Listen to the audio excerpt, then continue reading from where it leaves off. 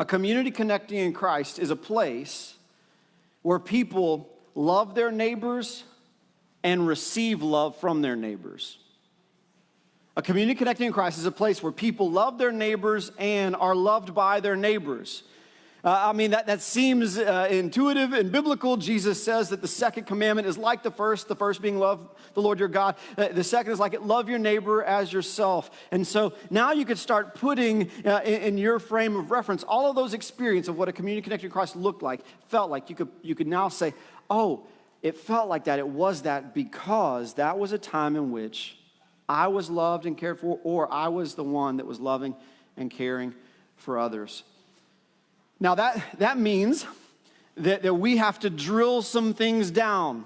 Now I love this area. I remember the very first time I was introduced with the concept of the Woodlands, this kind of township, which I know there's kind of drama about township, city language, right? But like township to village to neighborhood, and each one gets more and more narrow.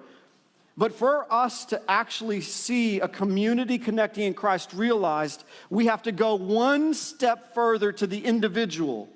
Because it's the individual in the community being an instigator of love that is going to transform the neighborhood, which transforms the community, which transforms the village, which transforms ultimately the world. You see, it has to start with you and me.